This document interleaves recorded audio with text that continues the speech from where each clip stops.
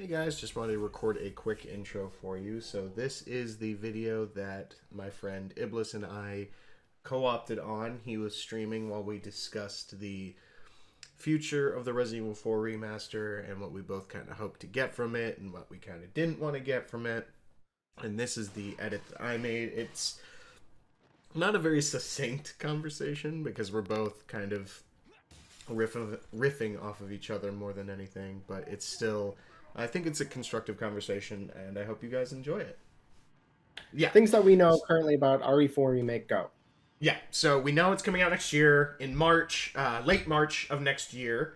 We know that the titular cast, or the face of the game, Leon Kennedy, Ashley Graham, Salazar, they're all going to be there. Or Sadler, sorry, not Salazar. Sadler's going to be there.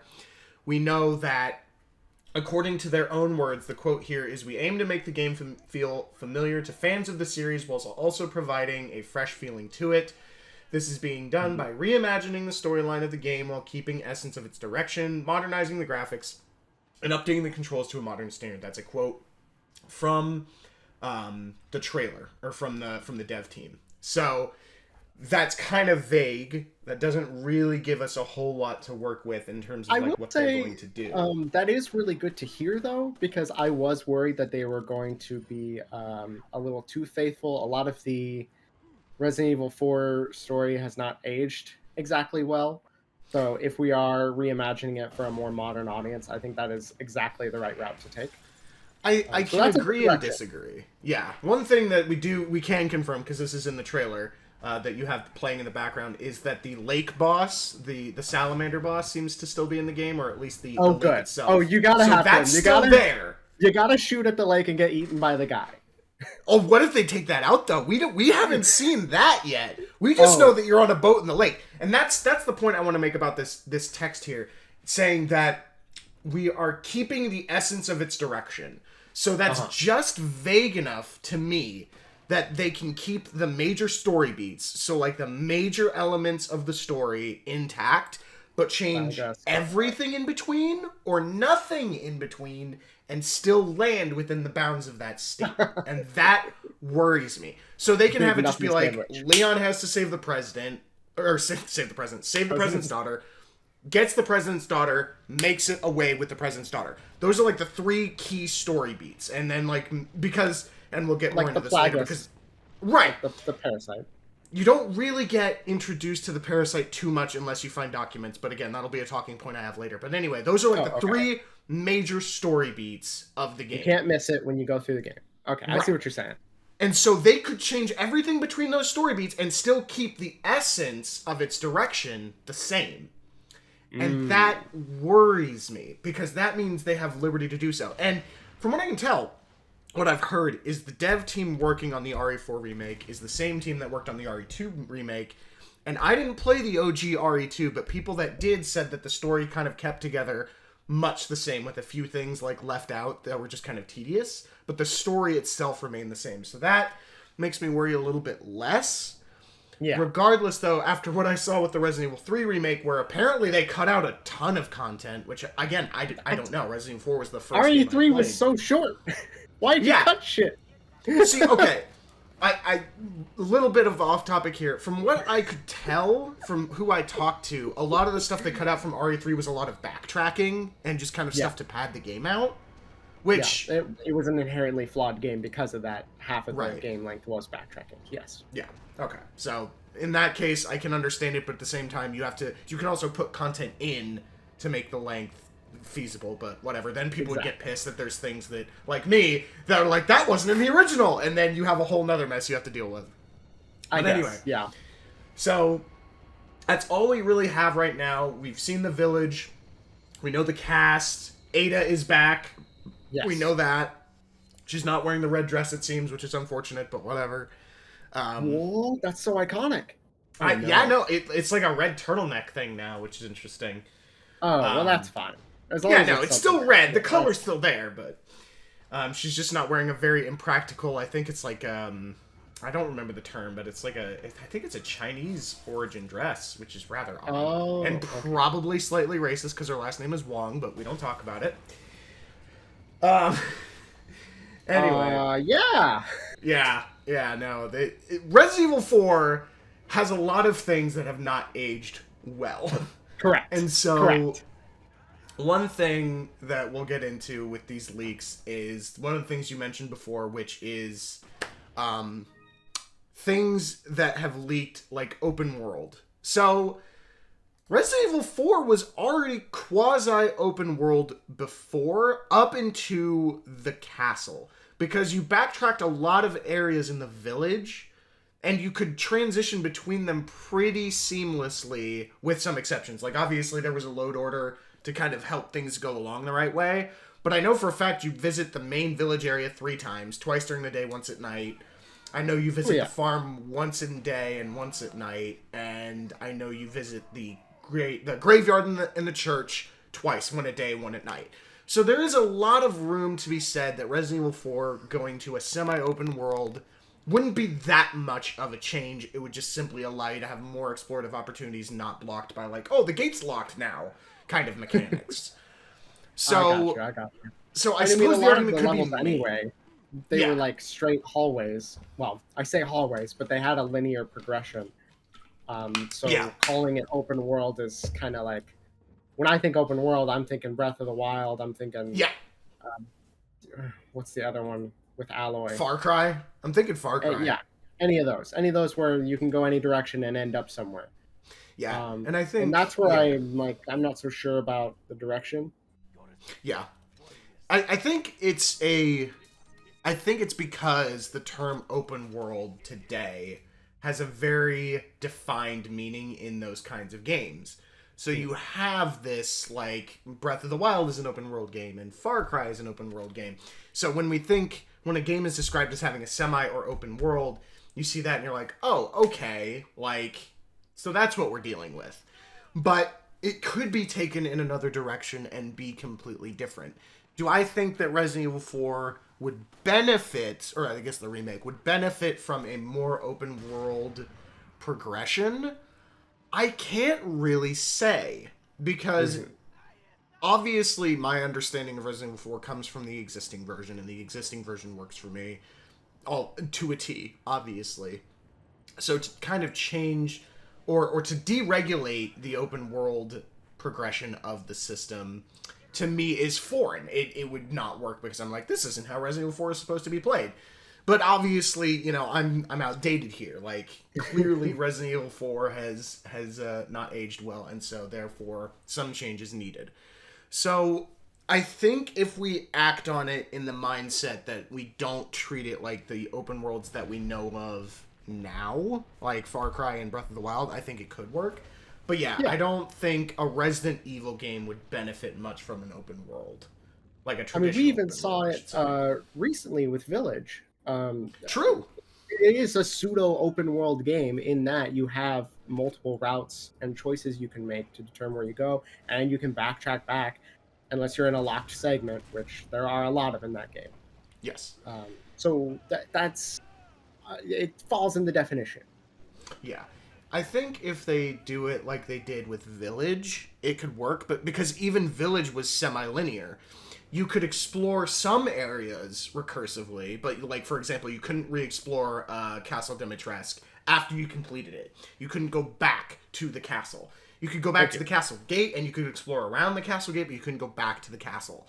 So, if that's the approach they're going for, I can understand it, because that's still very much like Resident Evil 4. Resident Evil 4, you could still explore some areas, but, like, major key areas with what I assume to be major loading points to unlock certain elements of the game, like cutscenes, are blocked off to kind of prevent confliction within the engine, within the logic. Yeah. And so, which is hilarious, because Resident Evil 8 for speedrunning, just like trying to abuse story points, just doesn't work, which I think is hilarious. I guess Capcom got sick of people abusing load order and just said, no, fuck it. Load order is God and you will obey it, which is hilarious. Die!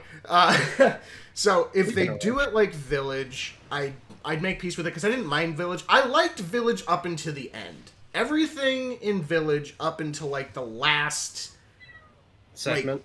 Like, 30%. No, not even 30%. Last 20%. That's the part with Chris. You didn't like the part with Chris? Everything with after the factory with Heisenberg, because I loved Heisenberg. Heisenberg was my favorite character. So after the factory with Heisenberg gone, and then they were like, "Oh, you're gonna like go off and play as Chris for a while." I'm like, "Well, okay, what?"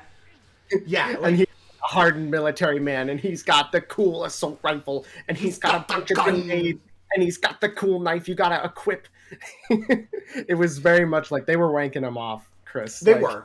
They very much so were. And some people will make the argument that Resident Evil 4 is very akin to the Chris segment because Resident Evil 4 is more of an action game than it is a horror game. And I won't debate that. Yeah, I wanted to get into that later as well, because that's a huge point. That is a huge point. But I will die on this hill. Resident Evil 4 in the first playthrough is a horror game and nothing less. It only becomes an action game once you become familiar with the mechanics and can manipulate the game in a more aggressive sense. Because I remember my first playthrough of Resident Evil 4 was terrifying. Absolutely fucking terrifying. They do a great job with the atmosphere. Like the oppressive odds and the narrative, the very psychological element of like, you know, oh, these people are still people, but they're basically being puppeted is terrifying. The principles are terrifying. But, like, you, as a character, Leon, with his mechanics and with his abilities and training and everything, like, once you're good at the game, it devolves into an action game. I won't deny that. That is what it is. And I still enjoy it. The most recent speed run of this game, just to kind of show that deconstruction. Oh, yeah. No, Resident Evil 4, once you've beaten it once, is an action game. And I don't... I worry in that sense, but let's kind of keep on track because we're drifting into other territory. So open world could work, depends on what they define it as, but I'm not against it. So the next leak, I can try it. This one I'm gonna pull out of left field because you might not have heard this one. Claire Redfield is going to make an appearance in like in the game. Like Claire is in the game. I did not hear this. Okay. Well, is it like we probably don't even know, huh? It's just Claire's gonna be in. And this is a leak from last year, so this is an old one. But let's operate under the assumption that she's in the game. Like worst case scenario, she's in the village, like she's where Leon is, and they bump into each other. What dude? I was gonna say worst case scenario is she's in fucking Mercenaries, and you've been had. No, that's best case scenario. She's in Mercenaries because then it's just like, oh, it's Claire, cool. Like you get to play as another character. No, worst case scenario, you're like playing the game and then Claire just kind of jumps down from a cliff. And is like, Leon, what are you doing here? Bitch, what are you doing here? What are you doing here? Like, I don't get it. It is one of the sticking points, and it just seems so fan servicey to me to shove Claire into the game. Does it have some kind of tie-in with the anime, that Netflix thing? I don't know. I would assume it probably has some relevance there. I watched it a while ago. I haven't had Netflix for a while now, but according to the leak, Leon, Ada, and Claire, yes, apparently Claire is in the game. Voice actors and face models are the same from the RE2 remake, but aged up, because obviously it takes place after RE2. Okay, well, what about Claire's role in other, like, she's in 5, isn't she? In the original Resident Evil 5? Is she? I forget. No. Is she in any of them after 2? She is in Code Veronica. So, I was talking about this... I didn't play that one.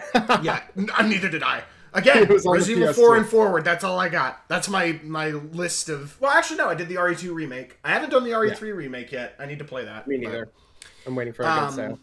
Yeah, so this is a point that I do have to give some credence to the, I guess, OG timeline. So, Code Veronica is because Claire is in Europe looking for Chris after the events of Resident Evil 2. So... technically speaking, if the timeline holds up, Claire would be in Europe, which is where Resident Evil 4 takes place, somewhere in Spain, which is in Europe.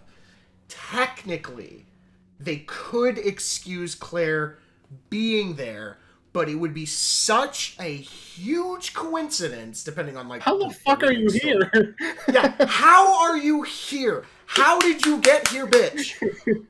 Like, I'm trying not to be mad about it because it's such a petty thing, but it's like when they start shoehorning things in, I worry because it means like it leans more towards that we're gonna change all the major things between the story beats and you can't stop us kind of thinking, and I don't like that. Yeah, I'd have to look into Claire to see if there were. I mean, I guess I'm trying to be like an apologist here, and I'm trying to see the silver lining or where they get the basis to do that. Does she have like a motivation to be an agent like Leon? If we're looking at the new timeline, which is what I assume they're basing this remaster on, because from what I recall, the remaster games, so 2, 3, and upcoming 4, are meant to represent the new timeline that Resident Evil 7 and Resident Evil 8 exist in. So Resident Evil 7 and Resident Evil 8 occupy an odd space where it's kind of like a reboot for the franchise. So they... I always forget that. Yeah, so and I'm pretty sure I'm right on that. I could be wrong. If somebody knows for certain, please correct me. But I remember reading that Resident Evil 7 was meant to be like a very, very hard reboot for like the events. Like the major events still happened, Raccoon City still happened, Umbrella still failed as a corporation, those kind of things. But the actual events surrounding those occurrences are vastly different in the Resident Evil 7 universe.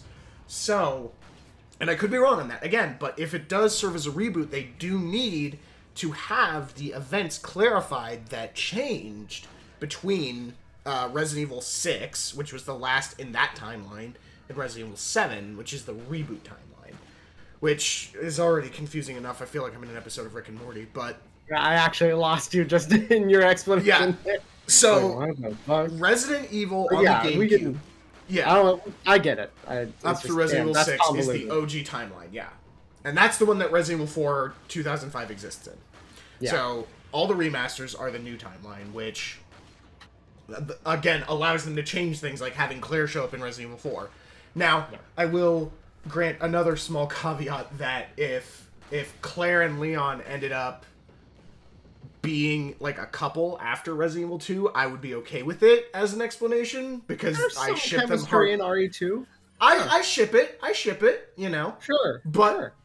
But even then, I'm still like, Claire, why are you here? This is supposed to be a top secret mission for the government. Like, why? Babe, I left you a note on the fridge. Why are you here? So, yeah, Claire showing up. If they explain it in the right way, like if I could Leon yeah, okay. Here's my best case. Leon gets into the village. He's clearly in over his shoulder or in over his head with what's going on. He calls Claire because he knows she's in Europe looking for Chris and asks for help. That, I wouldn't necessarily like it, but I could make peace with it. I'd be like, okay, we're shoehorning Claire into the events, but fine, whatever. I can still, like, Ada Wong is also supposed to be helping during this. Right. Yeah, but Leon doesn't know that until he gets to the castle, and so... Well, yeah. But, alright, so Claire, yeah, that one came out of left field. What leaks do you know of? What leaks have you been made aware of? With these kind of things, okay. I usually try to keep plugged out of it so that it can be a little genuine when it comes out. Yeah. And also, most leaks are... Yeah. I don't know. I just want to see what, like, the potentiality is for change, because as many flaws as Resident Evil 4 has, I'd still like some semblance of the original, or at least a majority. What do you got? I did like the idea of... what's his name? It's like Chief Mendez. Oh, Mendez. Chief Mendez. He would be some kind of like a stalking tyrant sort of character. I read that on an article. Really? And I think it's that'd be just interesting. That. It sounds like they were still deciding which character would fulfill that role, but I think given his pretty large track through the game's playthrough time, he would be the best fit as a continuously stalking kind of enemy. Plus, he already kind of fits the body type of Mr. X. Yeah. There's a shot in the trailer that shows he looks very similar in terms of stature and whatnot. So Yeah. So I think that would be good, and that would function well with the semi-open world, because the stalker kind of archetype only works if you have free movement throughout a space. Because if you have the linear but locked off approach that Resident Evil 4 has, you could very easily lock yourself in an alleyway with the return exit blocked off that he can pass through, and the pass-through point in front of you is the blocked regenerators off. do the same thing, do they not? You can kill the regenerators. Yes. And you can do the same with the stalking enemies. You can, knock them down. Yeah, but you can, permanently remove regenerators. This wasn't I think you're thinking I'm the just saying you from could Dead circumvent Space. it. Yeah, you can circumvent it, yeah, I suppose. But then you have to balance, resource management, which is probably a good thing. That's because Resident Evil 4 actually, again, in the first playthrough, your resource management matters, but in subsequent playthroughs, once you kind of figured out the combat system a little better, resource management is less of an issue. Short of boss They're very fights. Generous with money, too. Yes. Which is fine, because then you never feel like you're struggling to get upgrades, because upgrades are the primary source of sinking your money in that game. It's not really buying guns or anything. Yeah, those are the major leaks that I've seen. The open world and the idea of Chief Mendez. So I'll pick a couple of these because we won't go over all of them. So the next big one I have is there's the ability to cycle between first and third person camera. Which I'm not against. I think that's a preference thing. That's fine. That's totally and they had RE4 VR, so they did have RE4 VR, so yeah, it can work. Yeah, they can work. First and third person cameras is fine. I'd actually enjoy playing Resident Evil 4 in first person. That would definitely make it more of a horror game. So I'm about that. Yeah, replayability, or looking at certain items and stuff. There's a lot of utility there. Yeah, considerably longer and bigger than the original. I don't know if that's a good or bad thing, because Resident Evil 4 is actually a pretty long game on first If you don't know where you're going, it's quite long. It is quite long. It's longer than I thought it would be. I always forget how long, because it was back in my day on the GameCube, it was on 2 discs. Oh shit! It was a 2-disc game, and you switched discs at the island.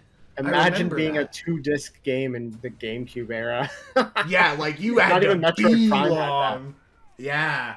I think Dead Space 2 was the next 2-disc game that I played, was Dead Space 2. Oh, that's funny. Mm-hmm. So, considerably longer and bigger. I don't necessarily think that's inherently bad, because that kind of will lend to replay value. Because that'll be if it sticks with the open world design, I imagine what it means by bigger is there's more areas to explore, which, fine. I can make peace with that, but it does worry me a little bit, because, again, Resident Evil 4, the original, was very long. And it says considerably longer. So, as a kind of sidebar there, that was actually one of the notes I had about RE4 Remake, is there's this cute little game called Resident Evil...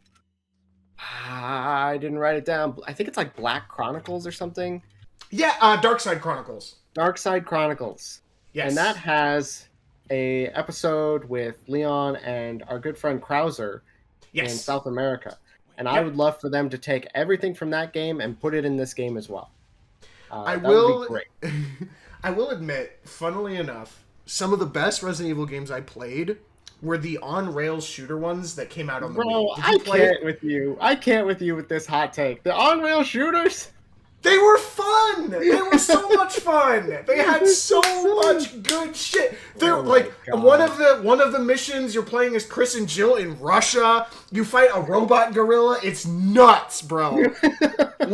No shit. It is some of the most off-the-walls, batshit fun in a Resident Evil game. Because it's not trying to be anything it's not already supposed to be. And it covers, I think the one that I owned, which I think it covers the big lore beats, yeah. It covers 0, 1, and 2, and I think I think it might cover 3 as well. Yeah, it covers 3 as well. And then Dark Side Chronicles is basically just meant as a side story for Leon and Krauser. I don't think it's meant to have any kind of major story beat coverage. So, but it establishes their character and their yes. kind of chemistry as they clash in the actual game, which Yes, is it what gives this good game is. backstory for them. Yeah. Yeah. So grab all that shit, put it in RE4. That's fine. Yeah. Yeah, do that, actually. Fully support that. So if that is a part of it, then yeah, I can get behind that. If they're adding more backstory for characters that we already know and care about, then fine. But Yeah, that actually anything that's transitions... removed, any extended universe stuff, grab it. Yeah. Get it. That also extends really well into my next point, which is... And this is kind of an off-the-wall one, which I don't really know how to feel about it, but I'm here for it. Characters and enemies, such as the Merchant and the Chainsaw Man, are more explored in universe. So... More explored, eh? I can date the Chainsaw Man. I was gonna say, are we in a dating sim? I can date the Merchant. Stranger. Now that's a weapon. I want that line. If we can date the Merchant, I want that to be a line. So, Merchant, this kind of ties in with another smaller leak, which is basically game has huge lore connections with RE2, 3 Remake, and Village, which, I'll be completely honest, the lore connection with Village kind of pisses me off. Just because that feels, like, disingenuous. Because Resident Evil Village was clearly not even a blip on a radar in a building. Yeah, no way that was conceptualized in any meaningful way. I agree. Right. And so when they're like, oh, it has huge connections with Village, I'm pretty sure it's going to be a thing just because Resident Evil 8 came out like last year and there's probably some whatever. I don't want it. I just don't. It's going to be that fat guy. I know. And that's what I think with this point is because the Duke mentions the Merchant in Resident Evil 8. So that's probably going to be one of the connections. I'll be completely honest. The Merchant never really struck me as somebody that needed to be explored. I kind of liked him as just like a trickster god kind of character. Because outside of the hardest difficulty, you could shoot the Merchant and he would still show up. He'd just be there. In the next spot, he'd be back. Yeah. And I thought he was like a Nurse Joy sort of situation. How there's just a family of 20 of them. Oh, we all know that Nurse Joy, Officer Jenny, and the Merchant from Resident Evil 4 are all trickster gods. We know this. True. Canonically. I guess we can't really say that because we've seen the Joy family lineage in an episode of Pokemon, and they are literally all identical fucking, like, quintillions. And they just all have the same fucking job. It's so weird. I want to meet their parents, bro.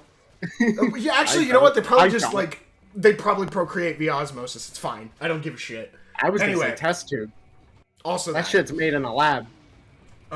So the Merchant, I didn't really feel he needed exploration personally. I'm not against it. I think if done well, it would be kind of neat, but it doesn't need to be excessive. There doesn't need to be a whole lot to it. The Chainsaw Man, a little weird because there's multiple of him. In the village alone, no shit. In the first village encounter, there's 2. There's 2 of them. Well, because we need to explore them. I want to date them. They're twins. It's crazy. It's like the Nurse Joy situation all the fuck over again. One of them put on a burlap sack and was like, bro, wait. Let me get the chainsaw from the shed. This is going to look cool as fuck. Yeah. So I don't think they need much exploration. I'm not necessarily against it, but it just seems weird. It seems like padding to me. Just sort of unnecessary bits of lore they're putting in. I guess it seems like they're doing it for the fans. Like, hey, do you want to know more about the chainsaw guy from the game? Like, maybe. I don't know. Oh, Kuro's right. They're saying there's a sawmill nearby. That's the deepest lore there is. That is. They all work at the sawmill. They all work at the same sawmill, bro. Yeah. Wait, which one's the supervisor though? They just clocked out. I don't know, man. They all have the same. It's whichever one has the red burlap sack. They just rotate. They just rotate jobs. Yeah. Okay, so that's another one that I'm kind of meh on. Not really that big of a deal, but it has to be done right, I think, for me. So next, Mercenaries, Separate Ways, and Assignment Ada are back. That's good. That's content that was very in the game good. originally. I was going to say that should be there. Mercenaries 100%. Like, I knew because they already kind of did it in Village that they were going to bring it back. Right. But it's so important for 4 in particular. Mm-hmm. Was that 4 the first one to have it? I think it was. Yes. Yeah. And, like, the different versions of the game, I believe, had, like, different characters available. Yep. I could be wrong about that. I believe that's the case. I'm just saying they need to make Sonic a playable fighter in Mercenaries. I'm just saying. Bro, gotta go fast. Gotta go fast. He doesn't have a gun. He just fucking bounces on them with his homing attack. Strongest character. Resident Evil 5 Mercenaries had Wesker that could do the cool dash. Resident Evil 4 had Wesker as well. Yeah, but he couldn't do the dash, the cool Matrix dash. He just had a really good gun. No, he could in Resident Evil 4. I don't think so. Have you watched it recently? I've played it recently. I've been playing it a lot. Not Mercenaries, but I distinctly remember Wesker being able to do the punch in Resident Evil 4 Mercenaries. I'll have to go and play like Wesker. The punch, yes. The punch, yes. But the weird dash he does where he runs really fast and goes through people. Oh, okay. Yes. You're right. You're right. Yeah. Yes. Okay. But they need to have Hunk come back as well. Just for the neck break in Resident Evil 4. Absolutely the coolest, like, interactive in that game. So the side mode's coming back. That's expected. That shouldn't even be a leak. That should be expected. If they had cut that, that would have not gone over very well, I don't think. Hopefully online multiplayer. I don't see why not. Co-op Mercenaries would be lit as fuck. No lie. Bro, I would couch co-op is dead. I'm sorry to tell you. I'm saddened by it. I want to develop a game that has couch co-op just for that. It's done. Unless it's like a 2D game or a very low-end 3D game. It's just not a thing anymore. Yeah, that's true. And it does suck. I think one of the best examples of couch co-op recently was It Takes Two. That was an amazing game. Big fan. Oh, yeah. That one was very optimized for the co-op, but that's yes. It's a whole different type of game. It was marketed very much towards it. But anyway, so that, I think, is the major leaks I wanted to go over. CP Shop is coming back from RE3 Remake and Village. Yeah, that's fine. That's just more content. That's fine. Completion is that? Oh, okay, yeah. That's so like where you can buy infinite ammo and do shit like that. Yeah, maybe they can get the unique outfits from like the Wii version, like Ashley's suit of armor. Yeah, they do mention in this list that the original like alternate outfits and classics are coming back. Great. But that's a leak, so we don't know. Awesome. But yeah, that should be in the game. Let's see. And then at the bottom of the list, it discusses like the next Resident Evil game, like Resident Evil 9, which doesn't really matter for this conversation. There's a post-credit cutscene with Leon right before the events of Infinite Darkness, which is the series on Netflix. Oh, I thought you were going to say the overtime with... No. So, I don't know how to feel about... Because I didn't really like Infinite Darkness. Yeah. I mean, maybe it was because it was kind of, like, predictable as fuck or something, but, like, Infinite Darkness I did not really enjoy. One thing, I think... This I'll use as the segue into our next section, which is things that Resident Evil 4 originally did well and did poorly. Resident Evil 4's depiction of Leon, and actually technically Resident Evil 2 Remake and OG, which is really interesting. Very wildly. Yeah. Well, they vary wildly, but they miss one of the big points that I think is kind of funny. So... Do you know a lot about Leon's backstory before Resident Evil 2? Like, what happens just before he gets to Raccoon City? Remember. Okay. So, here is like, the most broad description of Leon Kennedy I can give you in, like, every stage of his life. Literally from, like, when he's first introduced to Resident Evil 2 to present day. Leon is an extremely depressed alcoholic. Like, to the nth degree, in the most stereotypical way. Before Resident Evil 2 starts, his girlfriend breaks up with him, he goes on a bender, and blacks out, which is why he's late to Raccoon City at the beginning of Resident Evil 2. No! Now I need you to tell me, does that sound like the Leon you play as in Resident Evil 2? Like, is there any indication of that? Not even, they don't even hint at that kind of darkness. Fast forward to Resident Evil 4. Literally the same thing, short of like the blacking out and everything. Leon is still an extremely depressed, cynical alcoholic. But he doesn't act like it in Resident Evil 4. He's making jokes, he's completely in control of the situation, he's not scared, he's not worried, he's like not a cynic at all.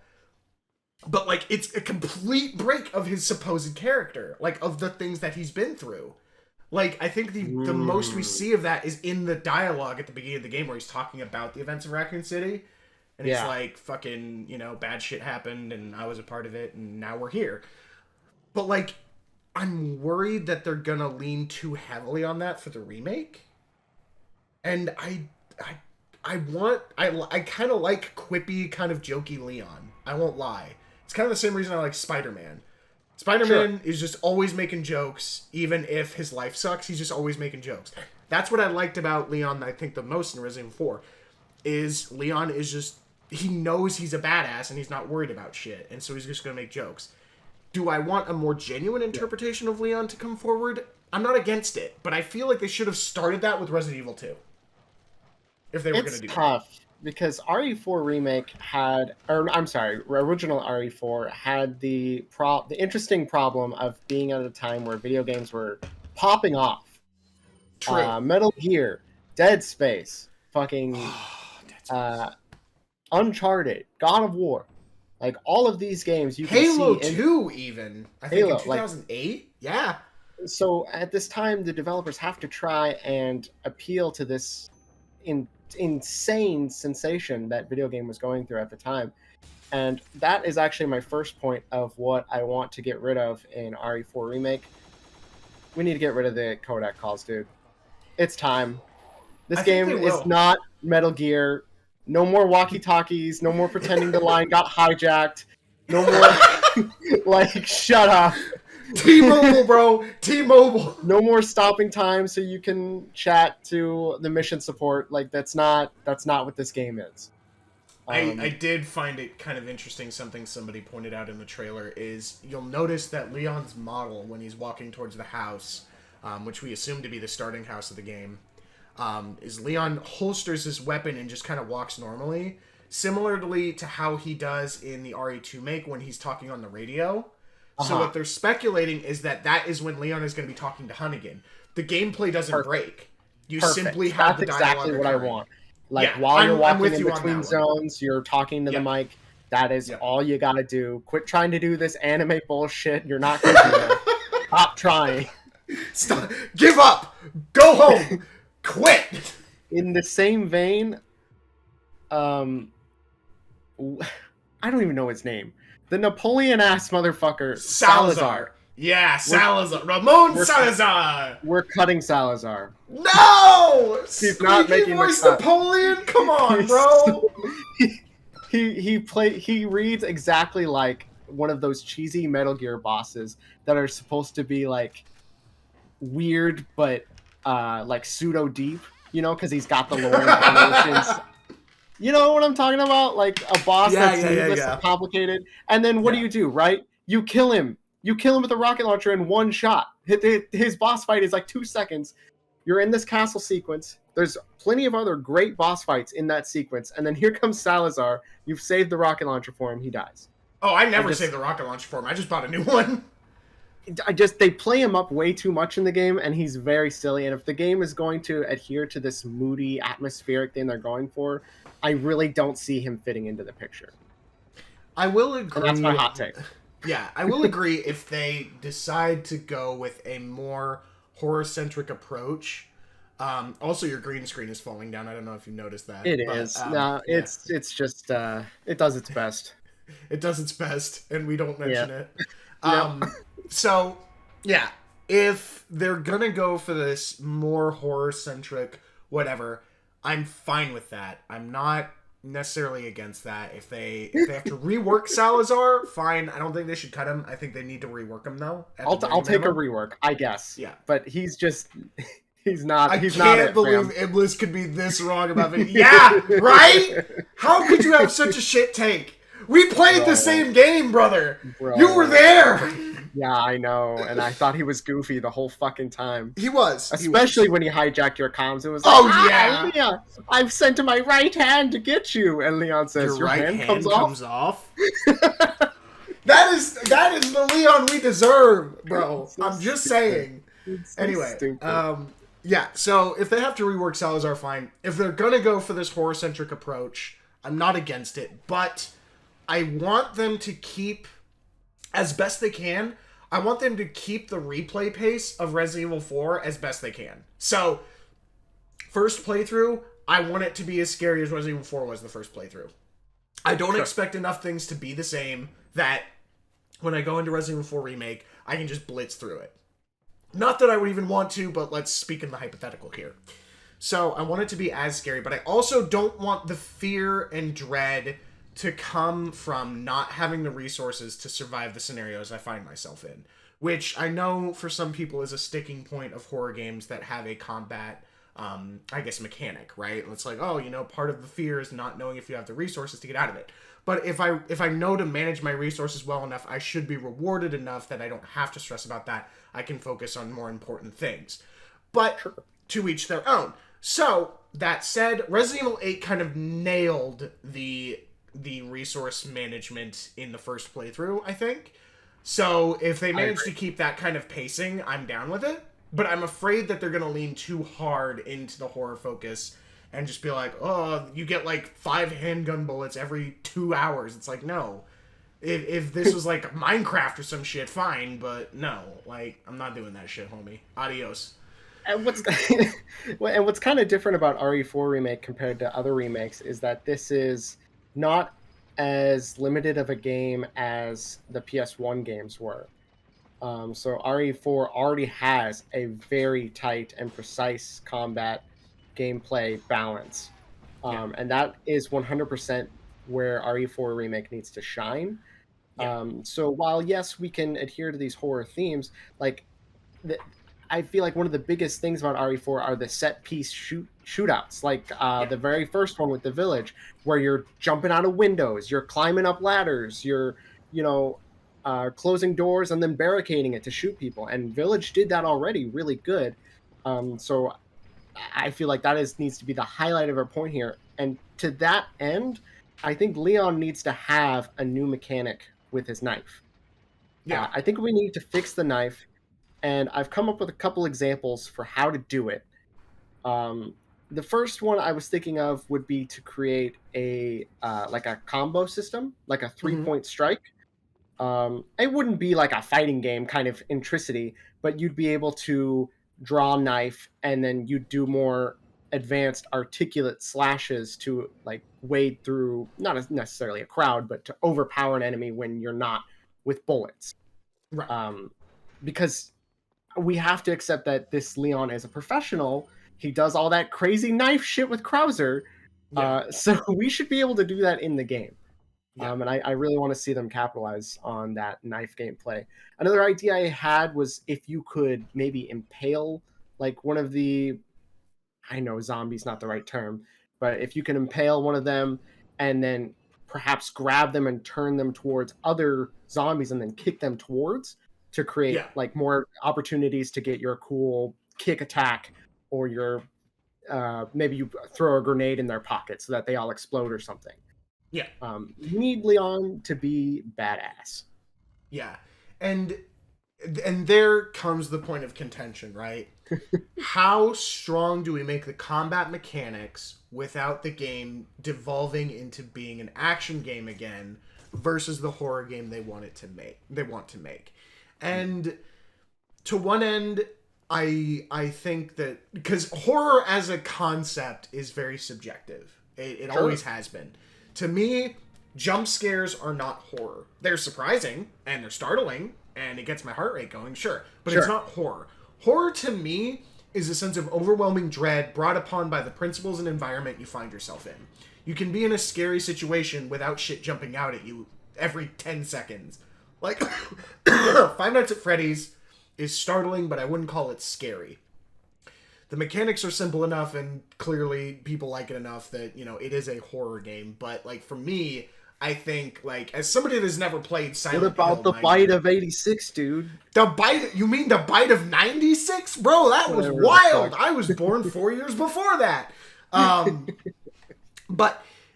for somebody that's never played Silent Hill, what I understand of Silent Hill does horror right, because Silent Hill is horror about the circumstance and the place you're in. Silent Hill as a place is scary, the reason it exists is scary, that's horror to me. So when people are like, oh, Resident Evil 4 needs to be scary, fine. Make the environments creepy, make the tone creepy, but make it so that combat... That is exactly my point, is they need to make that division. Right, so make it so that way, if I'm, as a player, can take advantage of Leon's mechanics, Leon is as badass as I can make him. That is how I would handle the combat mechanics. Give us the potential, give us the tools to learn, and then let us determine how badass Leon is in the face of this terrifying environment. That is how I would do it, but I agree. And that plays into what you said earlier about the first playthrough being horrific, because you're still learning, all of the things Leon can do, and, all the twists and turns the game's going to throw at you, especially if they are going to change enough of it to where it will be fresh. Right. And that's the thing. Right, and that's the thing. It would basically be a build-up or a build-upon of the mechanics that already exist in the game. So, a perfect example I can make of this is the first village fight that we talked about. The first village fight is terrifying the first playthrough, and it was terrifying for me until I learned, well, two things. One, the placement of explosives in the battle arena in the village, because then you can run around and pick up grenades. It makes it a lot easier. Two, there is a steel door in one of the houses that the infected cannot break. Like, it will stay up. It cannot be broken by the chainsaw, which gives you a kill box. It gives you a kill funnel. Once you know those things, the fight becomes trivial. It becomes one of the easiest fights in the game. Yeah. I learned that pretty fucking fast. So, it's not so much that the game needs to be action-focused, but give it the ability to based on the player's experience with the gameplay. And that's how I think they need to focus on that. And it wraps back to this conversation I was having with a friend of mine. And I guess we'll segue here into another thing that Resident Evil 4 has done well, but could be tweaked. And that's the mechanics. The standing and shooting, I don't think needs to go, but I understand why people say that it does. That was one thing I did put on my notes, was that we need to be able to move and shoot. It's time. I can understand why, but when people, at least back in like the late early 2000s, so like 2009, 2010, they would get into Resident Evil 4 as it was being available on more consoles. They're like, why can't I move and shoot? Why can't I move and shoot like Dead Space? I was like, oh, that's to create a deliberate sense of tension, because this is still, at its essence, a horror game. And so that way you have to think constructively about how you position yourself. Could you position yourself better? Stuff like that. It is a mechanical decision. It's intentional. Sure. It's not a byproduct of the time, because I think Dead Space came out like 2 years later, and Dead Space 2 did it. Now, granted, the GameCube and the Xbox are very different consoles, so maybe it was a mechanical limitation. I don't personally think it was, but maybe I'm wrong. No, I think you're right. I think it was intentional to create that strategic... that is the one thing that Resident Evil has always done right, is making sure you master positioning. So I get that aspect to it. So if they do want to make it so you can move and shoot, I'm not against it. But I think that it would still be fine as a mechanic if they left it in. But I understand why a lot of people want it gone. That said... The knifing mechanic, not being able to move and swing your knife, that absolutely needs to go, because that doesn't make any sense. Yeah, the knife really sucks. Like, bro. But it is powerful. That is like the trade-off, right? You can't move and swing your knife, but the knife does decent damage. That's the one thing I do not like about the RE2 remake. The knife does no damage. But I think part of that too is that they are not trained professionals, really. I mean, it's mechanical, but lore-wise, that's why I really want them to hammer in on the knife in RE4 Remake, is because Leon is 100% a knife expert. If anything that happened in the Krauser fight is legit. Fair. That's fair. You're right. I do want to say, I know I was harping on fucking Metal Gear bosses in Resident Evil. Krauser is the most Metal Gear motherfucker in any Resident Evil game ever. But I do want to keep him. Yeah, I think Krauser needs to make an appearance, because he was sort of a wild card in Resident Evil 4, because I didn't recognize him, but I thought when I played it the first time, I was like, oh, this is probably a character from a previous Resident Evil game, and that's why I don't recognize him. Because everybody in that game was new to me, because I never played Resident Evil. But then I come to find out later that it was like, no, that's just some dude that showed up. That's just some guy. we don't know who the fuck that is. And I was like, oh, okay, cool, whatever. But that's why they need to incorporate the stuff from Leon and Krauser's mission to further highlight their dynamic and show the depth of Leon's growth. Yes. So Krauser stays on a technicality, and I'm not going down for that. Yeah. So yeah, the knife thing, I think the knife needs to maintain its combat viability, obviously in sequence with Leon's skills as a trained professional, as an operator, a tier 1 operator. Whatever that means. But, yeah, whatever he ends up being, whatever his designation is. But, yeah, so the knife still needs to retain its usability, or I would like it so that if it does retain its usability, it has durability like it does in 2, and you can find more, or buy more from the merchant. Because then that balances it out a little bit better. Yeah, or like if you had to get like a sharpening stone or something. I could see something. That. Yeah, give it something. Either way. Because otherwise, because once, at least in Resident Evil 4, once you know how to cheese combat, the knife is just so strong as a tool. It's nuts. So, yeah, I would say, there needs to be a little bit of a trade-off there, but nothing major. Moving and shooting, I'd be fine. I actually expect it to happen. And to be clear, when we're talking about moving and shooting, I'm not talking like Gears of War. I'm not talking about like Call of Duty, sprinting, quick scoping shit. I just mean when you're aiming, you should be able to back up a little bit. That's all I want. Dead Space, basically, yeah. And again, I don't mind that, but it worries me because I imagine people are going to mislabel Resident Evil as an action game once you delve too far down the combat ability scale. And to be clear, you can have a horror game that has a very in-depth combat system and still have it be a fucking horror game. They can coexist. It can be an action horror game. That is a thing that can happen. Okay, I can give you that. And so some people obviously live in this monochrome universe where you can have one or the other, you can't have both. And first of all, that's just flawed logic, but whatever. But I worry that people are going to be like, oh, so it's not like a Resident Evil game because you can do combat and you can be in this, you can do all this cool combat shit. And that's not true, but it never was true. Resident Evil 4, even 4, when it has all of the mechanics, like I said before, it's just still a horror game at its core design.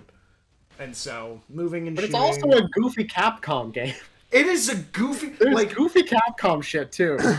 Resident Evil 4 was Capcom looking at Resident Evils 0 through 3 and being like, okay, we tried to do horror, and it didn't work.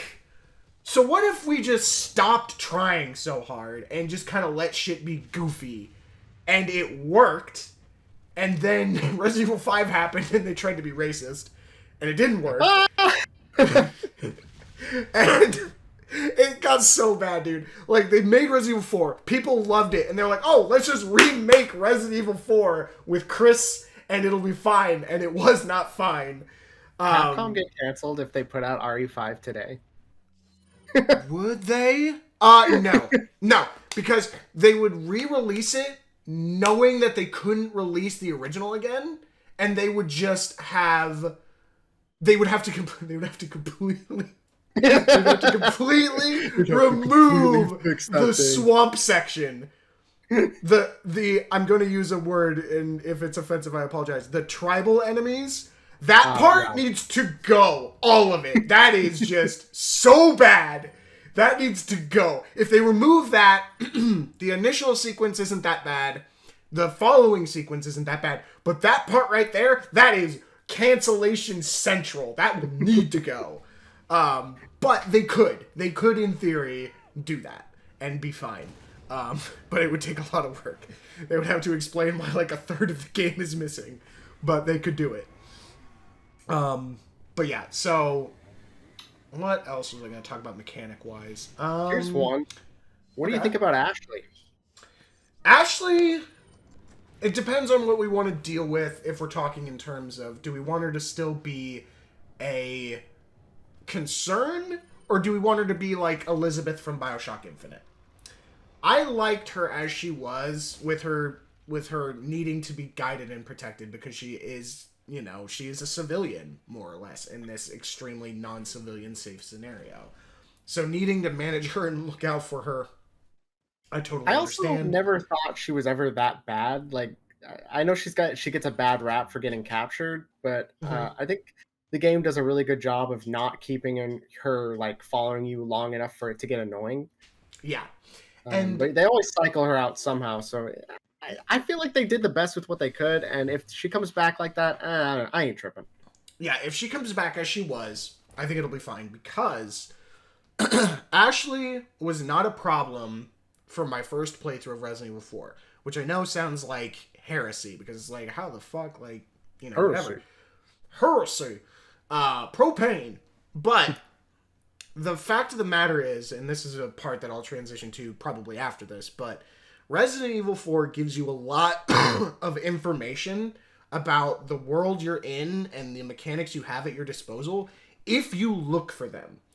So, when you get Ashley at the church at the beginning of the game, well, more or less the beginning, there's, like, Hunnigan calls you and is like, hey, you have Ashley, good job, get her to exfil. And the game gives you a guide on how to interact with Ashley in the game world, because you need to know those mechanics. And it says in the guide, hey, if there's a dumpster, you can hide Ashley in the dumpster. Which I thought, oh, cool, I'll keep my eye out for dumpsters, right? Sure. That made handling Ashley a literal non-issue. Because any situation where Ashley would have been a pain, which is the farm, the dual chainsaw El Gigante fights, or like anything, you can throw Ashley in a dumpster and just focus on what you need to fucking do. Yeah. There's like probably like one or two fights I can think of where Ashley, like even the cabin fight with Luis, Ashley's not even present. She's hiding. She's very good in the cabin fight. You ain't got to worry about her for anything. You ain't got to do shit. She just sits in a cupboard. Yeah. Like, Ashley is a non-factor for difficulty if you pay attention to the tools the game gives you. And if people don't want to pay attention to the things the game gives you, that's not my fucking problem. But the only thing they need to do with Ashley is they need to make her less grating to listen to. And that's gonna be the Leon! Help! Leon! Like, I know it's so that way the player never forgets that they need to fucking help Ashley. Hopefully, I assume they got a new voice actress. Hopefully the new voice actress is, like, not very annoying. Yeah. Because I really do genuinely feel like most of the hate around Ashley comes from the fact that Ashley's voice actress was exceptionally good at being annoying. And that's really good at pissing me off. Yeah, you're really good at just making my life really difficult, because I'm just trying to not deal with you right now. So I think that's going to be that for Ashley. I think the new character model looks cute. I mean, I always thought Ashley looked cute anyway, so whatever. But, you know, she looks modern. The model looks good. How would you feel if she was a co-op character? Ooh, okay. So, like, she has actual gameplay? Give her, like, a little bit of agency. I was thinking for specifically the sequence in the castle where you guys are separated and she has to do the stealth thing. Yeah. I'd like to see that play out a lot more like the little Birkin girl in RE2. I forget her name. Shelby? Sherry. Sherry, yeah, have, you know, those kind of sequences play much more related to stealth. But if you want it, you know, maybe you want your friend to play with you, they can just play as Ashley. I think that would be good. I think that would be... Because it brings me back to, like, the whole Sheva incident in Resident Evil 5. Where Sheva. Sheva as an AI was dog shit, which doubly sucked because she was a combat AI. She wasn't even just... spit out my drink. She was. Mostly because she was a fucking combat AI. If she was an Ashley AI where all you had to do was make sure she didn't die, completely different. You had to give Sheva ammo, bro. And she wasted it. Sheva was the worst AI, not because she was supposed to be protected, because it was her job to protect her fucking self, and she couldn't do it. Ashley was a better AI, and that's so weird to me. Oh my god. So if You're we so can right. give co-op to Ashley and have it so that somebody else can control Ashley and make her even easier to manage, great. I do imagine that might cause problems with like the dumpster mechanic, because then you could just be like, all right, bud, we're gonna go to the farm, get in the garbage where you belong. I'll be here doing all the real work. Like, I imagine that'd be a very boring combat loop. But if they did introduce mechanics that would make it so that way, oh my god, Give her like a give her I like a didn't know you could blow pistol. up that boulder with the rocket launcher. I Me just neither, watched dude. I'm that. learning so much watching this speedrun. I'm losing my I'm fucking blown away by this. mind. Oh my god, that's wild. It's a Anyway, good ass speedrun. so yeah, I know. So yeah, if they give Ashley more mechanics to interact with and make it so that way she has like an actual like stuff to do, then sure, I'd be down for that. I Just would give be her like all a for it. pistol, knife, and what? Uh, oh. Oh Wow. wow! All right. Wow. That's new. That's Again, learning new things every I day. guess we're not fighting the Gigante. I mean, why would we? Speedrun, baby. Through the wall, I guess. Shit.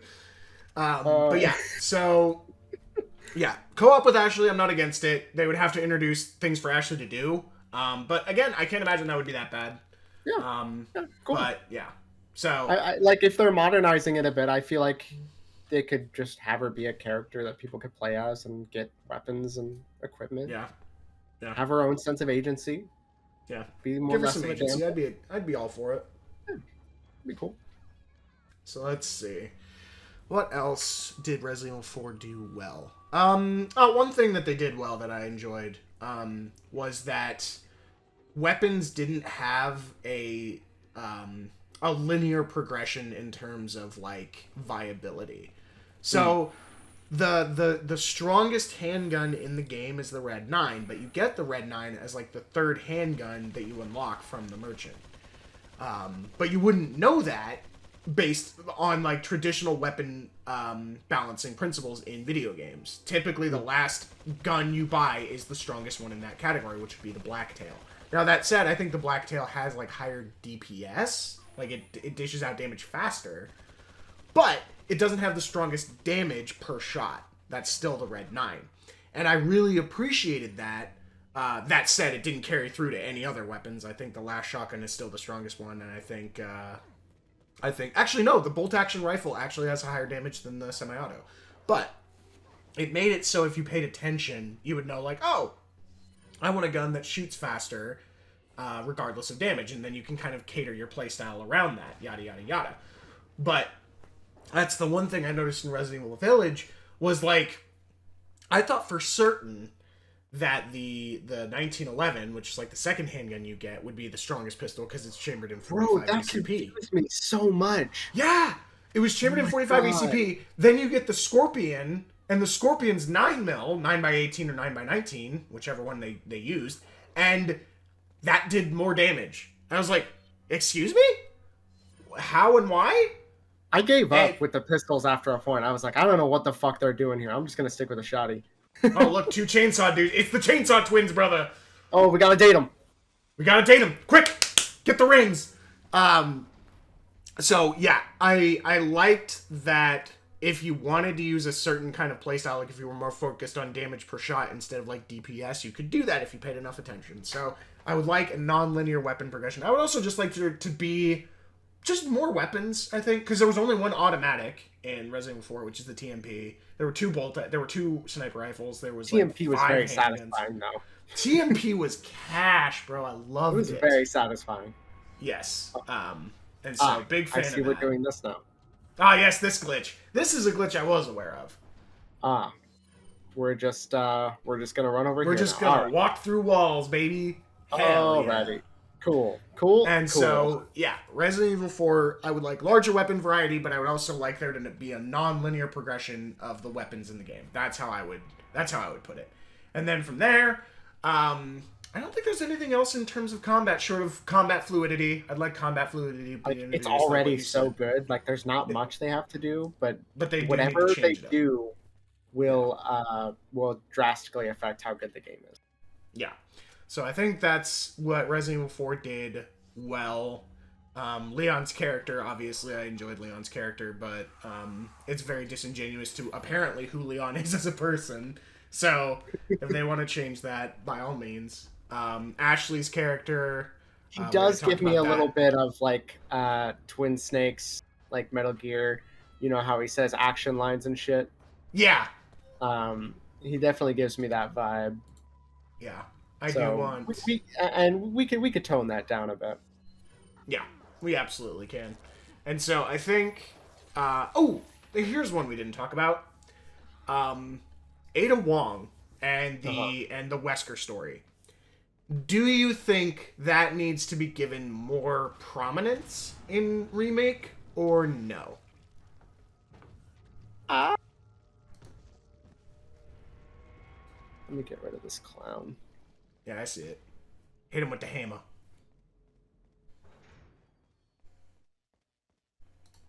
Oh, did I do it wrong? Oh, shit. It happens so rarely. I don't usually stream on what's it called? Just chatting. I imagine they're more common on just chatting. What are we talking about? Ada Wong and Wesker. The very minimal whatever. It did feel stapled on, but I think it's because it wasn't it just on the PS2 version? No, because Ada Wong and Wesker still are present in the main campaign. They were in the GameCube version. So, that's right, because they're there at the end. All right. Yeah, they're there. It's basically there to explain why the Plaga is present in Resident Evil 5, and even then it gets written off after one line of dialogue from Chris.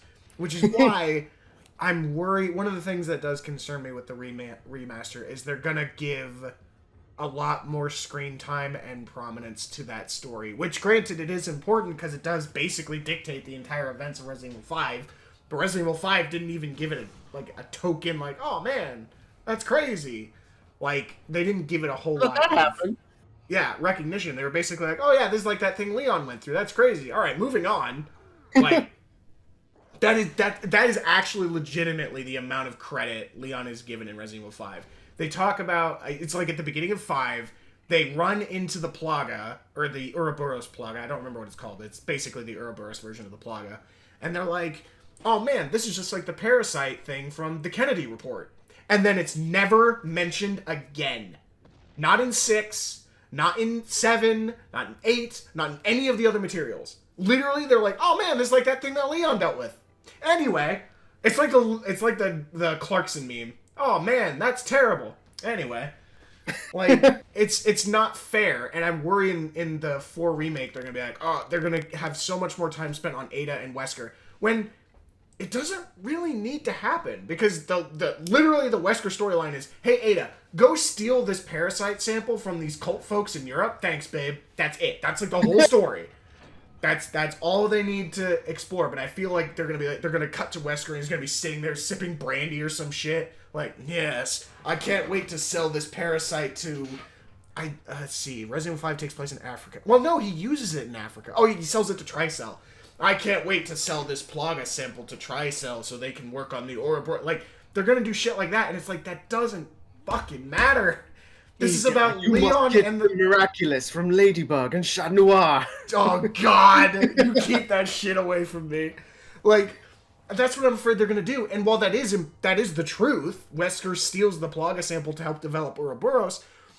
That at that point it'd be baiting, because it's like, oh, Resident Evil 5, that's crazy. Like, we're here for Resident Evil 4. Shut the fuck up and let us enjoy Resident Evil 4. But I don't know. I just worry that they're gonna give it. I mean, if anything, that's why they're saying the game's so long. Is because see, that's what I'm talking about. You just shoot him with the rocket launcher. Like, that's, yeah. See, I never did this. I played the fight legitimately. Fucking fight, dude. Every time. The Ada Wong segment is probably what they're going to use just to elongate the game time. Yeah. So I don't see a problem with that. I think, she has like a cool grappling hook gun, from what I remember. She does. I think I'm thinking back on it now. I'd be okay if they explored the Wesker events and Ada's involvement only or only expand on it in Ada's campaign in separate ways in Assignment Ada. If they only explored it there and not in Leon's campaign, I'd be totally fine with it. Because that's where it belongs. I'm just worried they're going to put it in during Leon's gameplay segments, during the main story. And that's not where it belongs. That's the whole appeal to it, is playing that route to get the additional perspective. So I agree that it wouldn't be... Yeah, that's more my concern, is that they shove it in Leon's campaign. Yeah. I hope they don't do that as well. There's unfortunately no way to know. But putting Wesker and Ada in a Resident Evil game sells Resident Evil games. So it does. Giving them more time on the screen is just smart. It is. It is. It's a good business decision. Yeah. All right, so now let's move on to things that Resident Evil 4 did poorly. So what did Resident Evil 4 not do well? Well, I kind of mentioned it earlier, but there is a huge tonal clash in Resident Evil 4, and it's due to a lot of the influences of other games that came out at the time. QTEs from God of War. Yep. I was going to mention that if you didn't. Like Dead Space with the precise aiming and the overbearing. Didn't Dead Space come out after Resident Evil 4? Yeah, but the strategy was to dismember in Dead Space, which was never really the thing with Resident Evil. But now you can shoot a guy in the knee and then you can knife him while he's down. Well, yeah, but that means that's not a influence of Dead Space on Resident Evil 4. That would be Resident Evil 4 influencing Dead Space, because Dead Space came out after that. Oh, I guess you're right. Yeah, I was gonna say I'm so confused on how the timeline works in reality right now. And then, like I've said a few times, the Metal Gear connection is there. Yes. The action movie kind of aspect to it is a little over the top. And it sounds like they're already going to tone that down a bit, so that's fine. Yeah. Ideally, if I could just put it on a slider, I'd want Resident Evil 4 Remake to be in between original RE4 and Dead Space. If they can find that hot little sweet spot between those two, that is where it'll shine. Which is not where it's at in the old game. No, not even by a mile. Where are we right now? What is this? The whole shootout with Krauser is very a military-based thing, and then before we were in a castle, and I'm okay with there being different environments, but the tonal clash. There's a part where you fight basically a xenomorph. We already passed that in the speedrun, but he's an alien xenomorph-ass motherfucker. Yeah. So they're trying ideas here, and we just need a more concise theme in RE4 Remake, is my biggest thing that I hope they improve. Yeah, I think the biggest thing Resident Evil 4 did wrong was the QTEs, because it's overly reliant on them. There was an entire boss fight around QTEs. That's how you know you're doing it too much. But it was the coolest boss fight, but on the hardest difficulty where you have to nail the QTEs, it gets so frustrating. It is... Oh my god, it's so frustrating. I never even thought about that. Is the timing harder on hard difficulties? It's not the timing. It's the input moderation. So on anything below the hardest difficulty, if you do a miss input, it doesn't register. It only registers proper inputs. But if you press a wrong key on the hardest difficulty, you instant fail the QTE. So you have to see them, register them, and do them right the first time. If you do like I used to do, where you just mash all the possible combinations and pray you got it right, if you do that on the hardest difficulty, you fail them repeatedly, because you have to do the right input. Oh my god, the hardest difficulty was a nightmare for me. Oh my lord. I didn't even touch that. Yeah, it was fun. It was absolutely fun. It was worth it. And plus, I think you needed it to unlock something. I don't think it was the Knight's Armor. Oh, it was the Tommy gun. Or no, the game. Yeah, it was the Tommy gun. You loop the ammo bolt into an infinity sign. Yep. Let's see. I wrote this on my notes, and I wanted your input on it. The jet ski bit at the end of the game, was that as hard as I remember? I remember it being stupid hard. Really? Oh, I had not hard in a difficult way, but a just hard to control way. Maybe.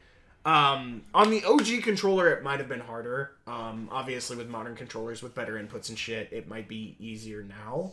But I don't remember struggling with it. I remember it being, yeah, full time, and it's just kind of a buzzkill when you're at that last escape sequence, and it's like, yeah, I just gotta not hit this fucking rock. How did I clip into this rock? Yeah, God forbid I clip this rock right now, bro. This might just be a me issue. It might be a skill issue. Hashtag skill issue. Shit, oh fuck, man! I'm dead. So, yeah, QTEs need to go. I think. Well, okay, not need to go because the QTEs are also the action inputs. So that's how you do your kicks and your suplexes. But like, yeah, those are good. The contextual ones, like in gameplay in engine, are fine.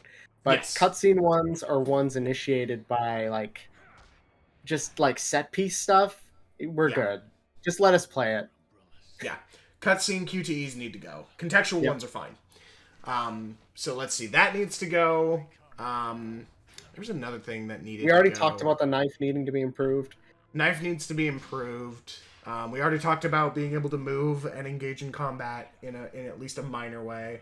I know we kind of just went all over the place, honestly. Like we really did. I had it divided in two, but there's so much to cover and so much to talk about. There's a lot there.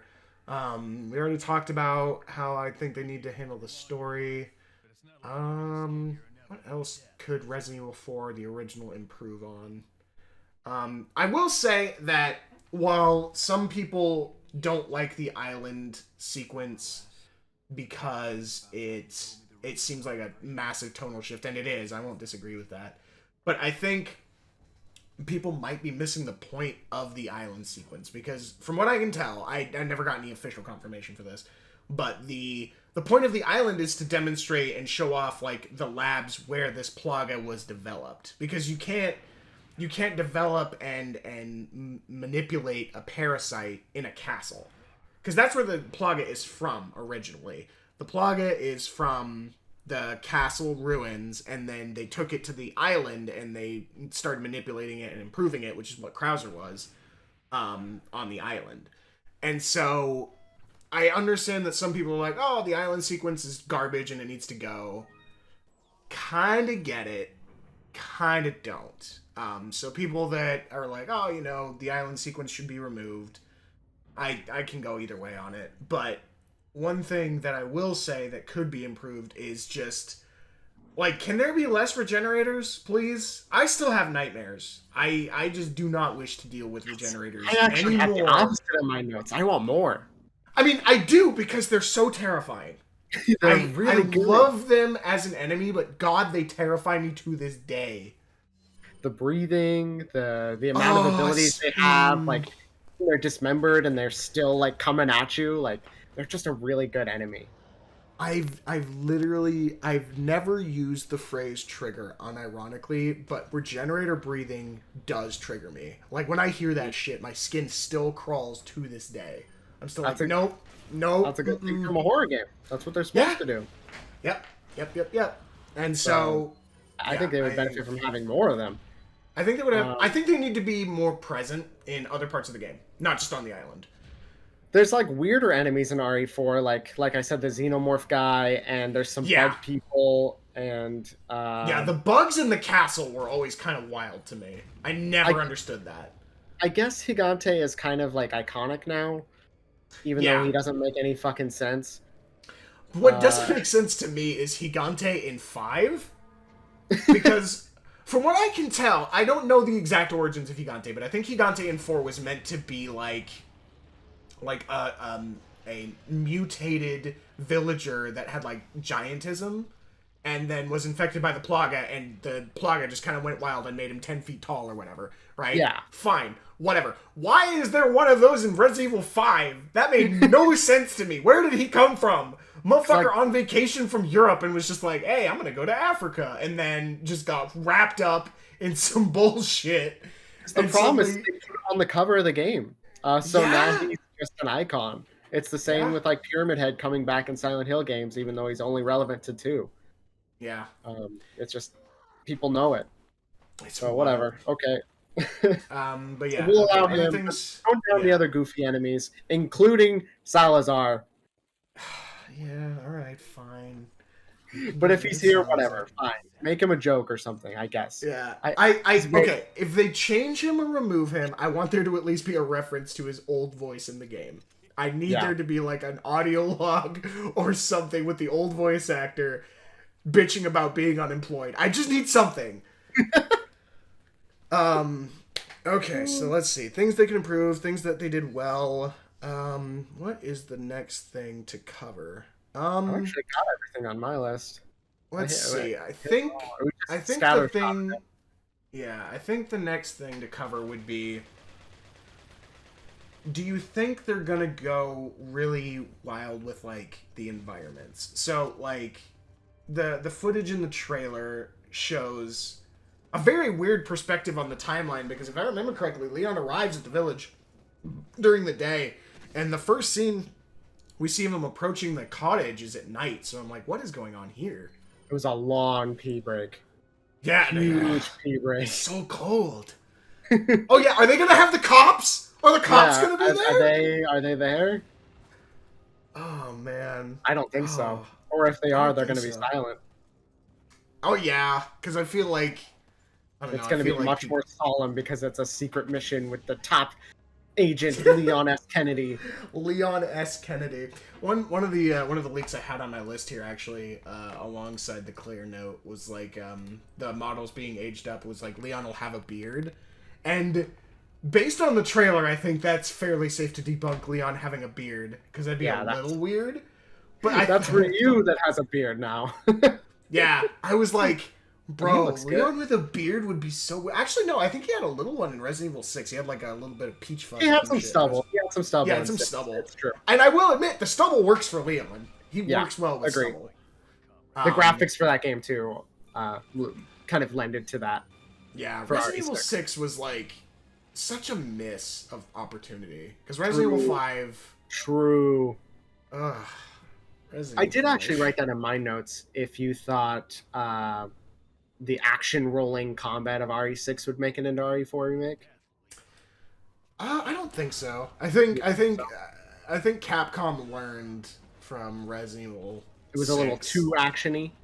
Yeah. Resident Evil 6, fair. I have no scary memories from Resident Evil 6. Same. Oh god, same. we're coming up on the Krauser fight. I can't wait to see somebody speedrun this shit. Ain't no fucking way. So let's see. There was something else I wanted to talk about, but it's escaping me now.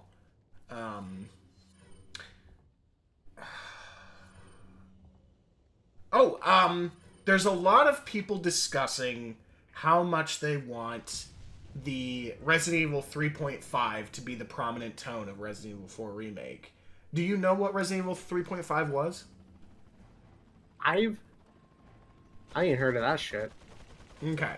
So Resident Evil 3.5 was the beta build for not only Resident Evil 4, but also for Devil May Cry, before they rebooted that.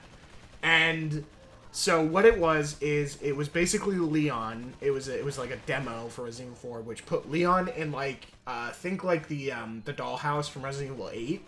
It puts Leon in that kind of setting with the same outfit from the village, so like the jacket and everything. And it's like a mystery, kind of like a thriller.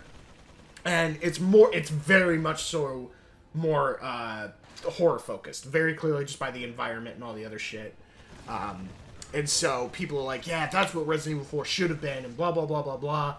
And I disagree, obviously, because I love Resident Evil 4 for what it was, for what it ended up being. But there seems to be a large presence of people that seem to think that Leon as a...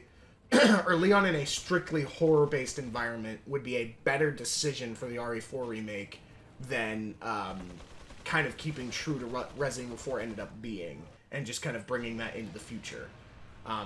What do you think? God. I think that's going to be the hardest design choice that the team's going to have to make, because it really is going to tie into how they want to characterize Leon as, you know, adhering to the action themes like the shit we're seeing here, or the horror that Resident Evil is known for. I think you and I are both in the camp that we'd rather they not do that, but I could see them doing that, especially with how they characterized him in RE2 remake. Yeah. It's like you said, the jump from Leon in that game to this game, even back in the old days, was weird. Mhm. Um, so it's going to be even more so if they go for this kind of a Leon in the new remake. Yeah.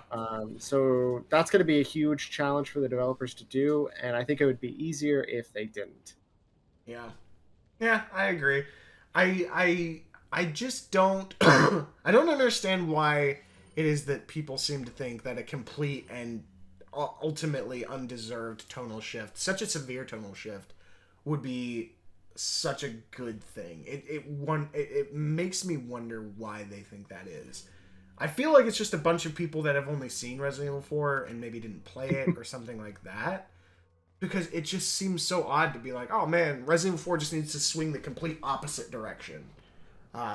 It's more so to do with people's exposure to the Resident Evil series. A lot of Mm, people, maybe you or I, were exposed to the fourth one, but many others were exposed to the first one, mhm, and they're looking for that kind of horror energy. Which, mhm. like, what? We're Mission Impossible now. What is this? We're dodging Oh, lasers. shut! This is the coolest sequence in the game. I don't want to fucking hear it. But that's what I'm saying. Though. Oh wait, does he sit on the? Oh, he doesn't have time. Fuck. No, he's not gonna sit on the throne. I know. Fuck. I never skip the throne. You gotta Always hit sit on up the the throne. throne. Um, but no, I think here's I think the hottest take I have on the Resident Evil franchise, like for the games. Maybe not so much the movies, but the movies are a different beast. Resident Yeah, Evil very as a different beast. franchise has never been a good horror franchise. I Um, agree. I I agree. I It's don't always been like. kind of goofy. It's What always the been hell kind is of a dill goofy. sandwich? Yeah, it's always been kind of goofy, and it's never, or not correction. It's not that it never, because Resident Evil 7 and the Dollhouse and Resident Evil 8 exist. But Yeah, when it came out and they were super committed to being a horror game, the technology of the era and the design decisions didn't lend itself to that. And by that I mean the fixed camera angle shit should have never been a thing. I know so many of the diehard OG fans swear by it and they think that Resident Evil 2 Remake should have kept it and whatever. But if people think that the RE4 control scheme is bad, and then they're like, oh, but Resident Evil 1 and Resident Evil 2 and Resident Evil 0 and Resident Evil 3, they had that shit figured out. I don't know who hurt you, but, like, you need help. Because Resident Evil 4, by contrast of just fluidity of motion, is so much better. Just leagues better. But by the time they got there, they had already blown their kind of like horror load on Resident Evil Zeros through 3. And they kind of given up on it. And then Resident Evil 4 comes along, and people are like, wow, you guys can actually make really good video games. And by that point, they were like, oh man, we like Leon being this goofy action hero kind of aesthetic. And they didn't know what to do at that point. So then Resident Evil 5, I think, they tried to do horror again. I don't know. I don't think Resident Evil 5 was anything. I think Resident Evil 5 was a misstep, and so was Resident Evil 6. a fucking fever dream is RE5. Yeah, RE5 was an acid trip. But Resident Evil 7 certainly shows that they can do horror. Because Resident Evil 7, I would say, is the first horror-centric Resident Evil game.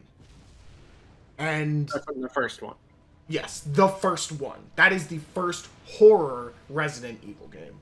Yeah. Which is terrible because in an interview discussing excuse me, discussing the design principles of Resident Evil 7, they were like, oh, we basically wanted to do Resident Evil 1, the OG. We wanted to do that again, but like reimagine it and kind of take the same principles and what we wanted to do with that and bring it into the future. And that was what Resident Evil 7 was developed on, was that design principle.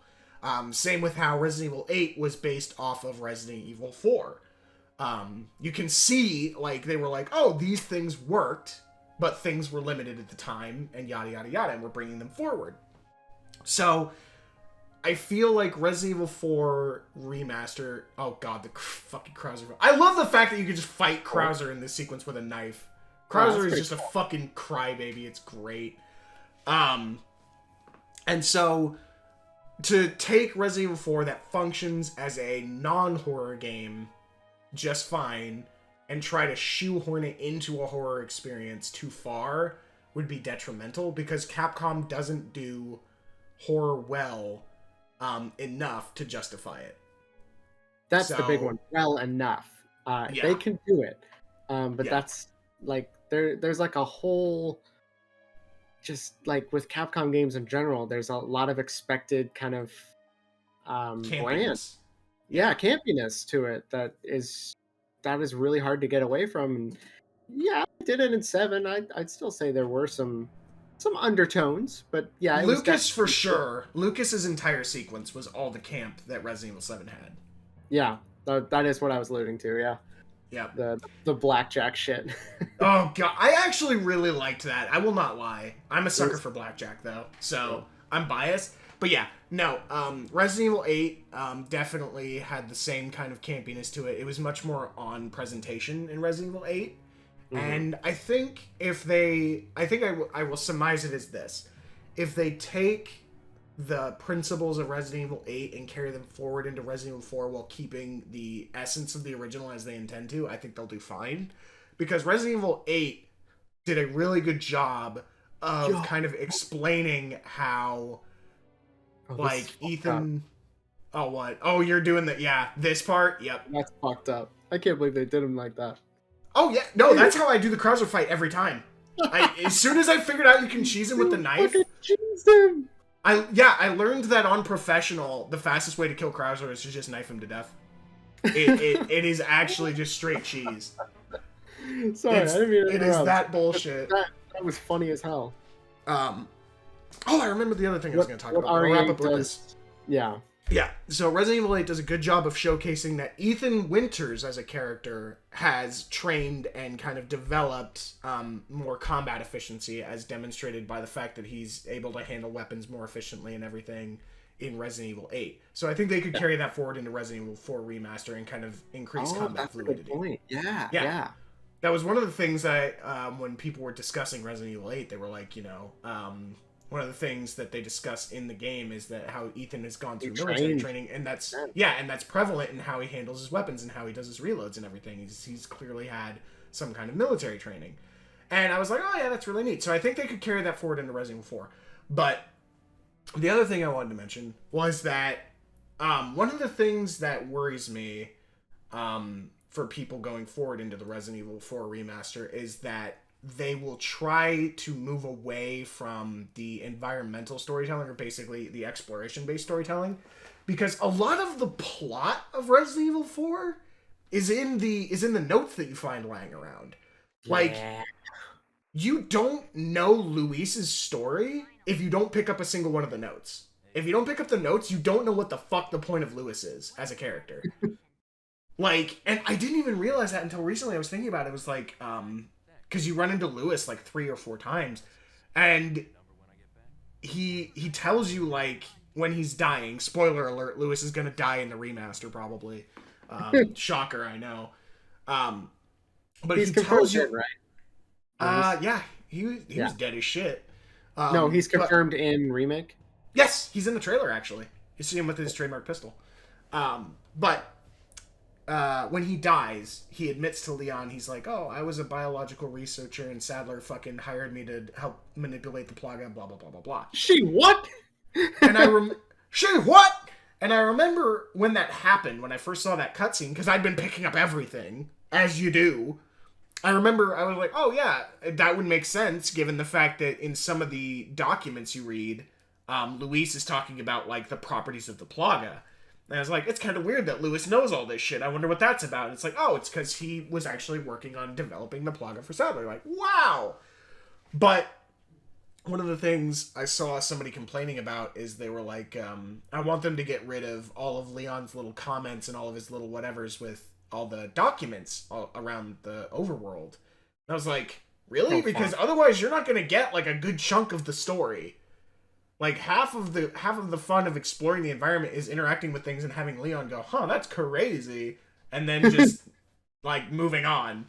Like the toilet in the village, where he's like, wow, I guess they use fucking plumbing in this village. That's crazy. Like, half of the fun is just getting Leon's commentary on everything. I don't know. Yeah, that's again gonna play into how they want to commit to this tone shift Yeah. between being atmospheric horror and the original game. Yeah. I agree that it gives it a certain level of charm, and this is kind of like the major point I have with Resident Evil 4 is that it has been around for so long and has been like the top, not even the top Resident Evil game. Like for many people, it's the top video game. Yeah. So there's a lot that people designing the game can see and implement into RE4 Remake to make it special. And it'll be up to them to actually capitalize that on that or not. Yeah. It'll be up to them to determine like how they read fans' reception of RE4 and make sure they adhere to not nostalgia, because nostalgia is going to ruin everything, but Yeah. the vibe, the feel, the emotional experience. Yeah.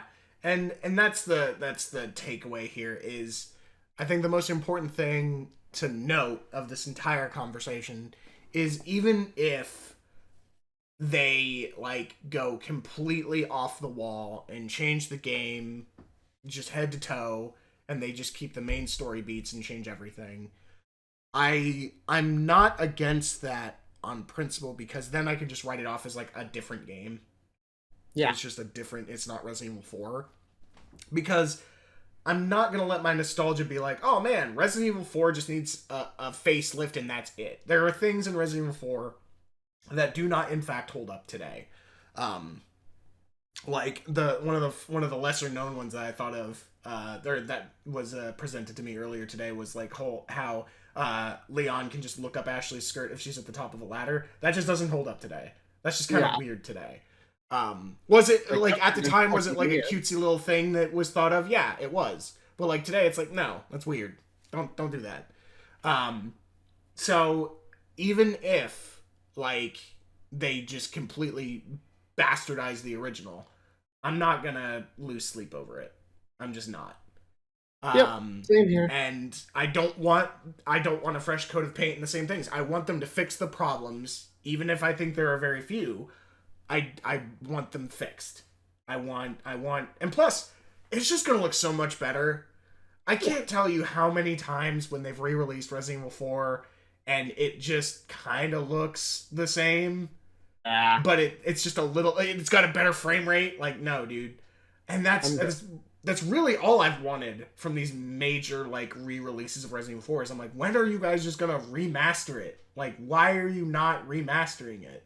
Why is it just getting re-released and re-released and re-released? Yes, I want to play more Resident Evil 4, but like, can you upgrade the graphics, please? Can you please fix this? Because damn it, man, I really just want a fresh coat of paint. That's all I wanted, and that's all I wanted for a remaster. But I can also acknowledge that there are things that could be done to improve the existence, even if I think there's only a few of them. I think inherently there's no way we're going to get a situation like RE3 Remake by virtue of design of RE4. So I think we're not going to get a whatever of RE3 Remake just because RE3 Remake happened and everybody bitched. I mean, that too. Again, by virtue of design, the jump from RE3 Remake to RE4 has that technical fidelity that will allow them to improve the game. Much more so than them making shit up for RE3 Remake. Okay. So now, let's think of things that we would add to the game. So what would you add? If you could add like a mechanic from another Resident Evil game, like Village, would you add like what kind of lore connections would you make? Is there anything you would introduce into the remaster that you feel wouldn't be overselling? So like the Resident Evil 8 connection is a massive oversell for me. I wouldn't create a connection with Resident Evil 8 personally. But yeah. For me, I think I would probably introduce a little bit more of Leon's whatever with the president at the beginning of the game. It seems like they're already doing that, but I kind of want to see more of it because in Resident Evil 6, it's very clear. More backstory for Ashley? Is that what I'm hearing? A little bit more of that, and just a little bit more of like. I also want Leon to hook up with Ashley at the end of the game. That needs to happen. The fact that he didn't blows, overtime. That needs to happen. But it's made clear in later installments in the original canon, not in the new canon they have, that Leon is actually very close personally with the president, which is OC levels of bullshit that I can't even begin to vocalize. Like, oh, Leon's this super cool badass agent, and he's best friends with the president. Like, no, he is. But it's like bad for Nintendo. Are you bad enough to save the president? Like, it's that level of shit. But it's canon. That's the worst part. It is canon. So I'd like to see that explored a little bit more in the intro cutscene because it seems like they're already planning to do that with, that's a good point. The trailer that we saw. So they're clearly going to explore that a little bit. So I want a little bit more of that. And if they do that, that'll help justify any kind of shift in Leon's character that there could potentially be. If we see how he's gotten to this point where he's got connections with the president and all that other bullshit. Right. So I'd like to see that. That'd be cool. Yep, I'd like to see that. I'd like a little bit more interaction with Ada and Leon because it's Leon's infatuation with Ada either needs to be sacrificed on an altar so that way Leon can get with Claire because I ship that shit, or there needs to be closure. I want there to be closure for Leon finally because Ada Wong just kind of wakes of first girl syndrome, you know? Oh yeah, like she was just there, and because she's there, she is a girl, and I like her because she is a girl, and it's like there's no chemistry between these two. Yeah, and Ada needs to either cut him off and let him be with who he wants to be with, or be like, I have feelings for you too, but we come from two different worlds, Romeo. It would never work. Oh, my heart, it aches for this scenario. Like, there needs to be something. I don't think you'll get anything like that in this game, but no. I would like to see a development like that in the future. Yeah. If they're going to continue to carry the story forward and continue to remake games like 5 and 6, and God, those are going to be fun. Actually, no, I shouldn't say that, because if the RE2 remake shows me anything, it shows me that they are capable of acknowledging when they did things that didn't work, like the fixed camera angles and that shit, so they can clearly look at something and be like, okay, Resident Evil 6, kind of goofy, kind of stupid, we can remake it and make it better. I'm not saying that they can't, but like Resident Evil 6 was so bloated. It was so weird. I didn't play through all. I put it down. That shit pissed me off. I didn't play Ada's campaign. I watched it on YouTube, but I played Jake's, Chris's, and Leon's campaigns. So I did do those, but I can safely say Resident Evil 6 was way too bloated and was like trying to capitalize on way too many characters, and I was not having it. But yeah, I would have Ada's thing be explored a little bit more with Leon, probably in her campaign. Mostly just so I can see Ada's side of things about Leon more clearly. Because in Resident Evil 4 originally, it's been a while since I've done separate ways of assignment Ada, so I could be wrong here. But she just seems very apathetic towards Leon.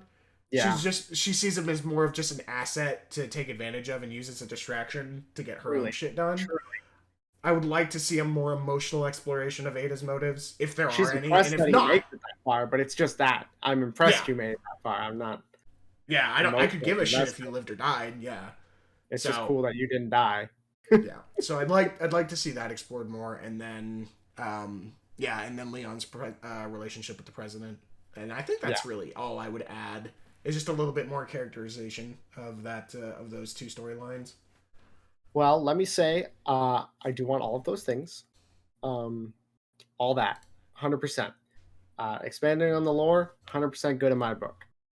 I already said earlier, we want to improve Leon's knife. I want some cool mechanics on it, like being able to impale a guy and push him into another guy, or having his own combos that he can perform to get out of a tight spot.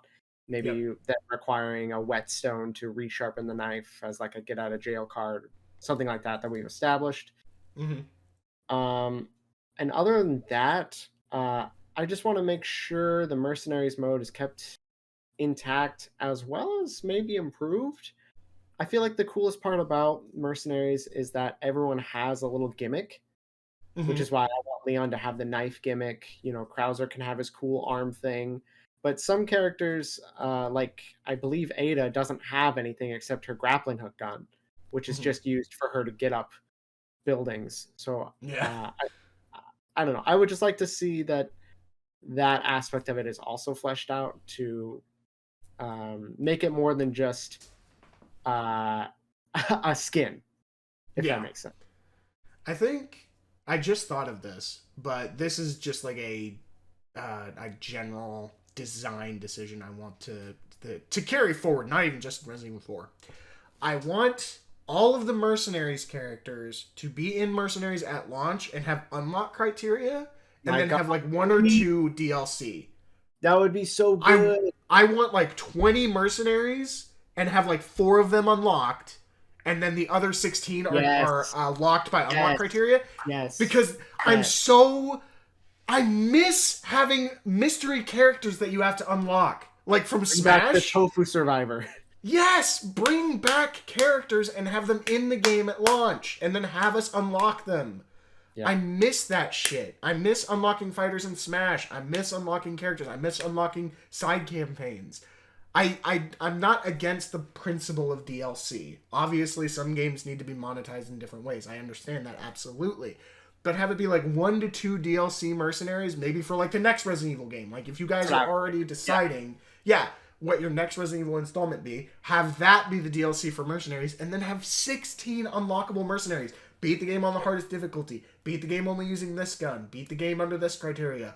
Play mercenaries, get this score with this character to unlock this character. Same goes for skins. Like, that's so much content. Give us more stuff to play. between getting through the main game and then moving to Mercenaries is why I'm putting emphasis on Mercenaries, is because that's what makes RE4 so unique to the first three, is that just that perfect balance Yeah. of the two game modes. Yeah. And maps too. Mercenaries maps. Have some set in Yeah, older Resident Evil locations. that Have might some be shooting set. for the stars there, but yes, I would love some new maps. Well, I mean, keep the old maps too, but like, we have so many locations. Give us the RPD from Remake. You have that modeled in the same engine. You Give got us him the modeled RP. in fucking Dead by Daylight. Yeah, What the fuck? give us RPD. Give us the village from Village. Give us fuck, I don't know. Give us the mansion from RE1. We haven't even seen that in the new engine.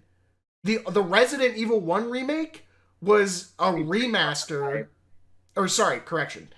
Yeah, no, it was a remaster. The Resident Evil 1 remake was the remaster for the GameCube. That we haven't even seen that in the new RE1 engine, in the new Resident Evil engine. I would love for Resident Evil 1 to get a remaster in the form of the remakes we're getting now, because I still have not played Resident Evil 1 because the camera is still dog shit. I'm sorry, it is still that bad. I still do not want to engage in Resident Evil 1's mechanics because they're just not that good.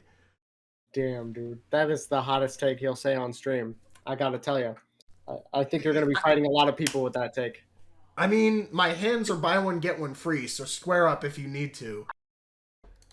As long as the design team decides what direction they want to take and they are not afraid to do it, I think by virtue of design, RE4 Remake is going to be leaps and bounds better than 3, Yeah, and even able to compete with RE Remake 2.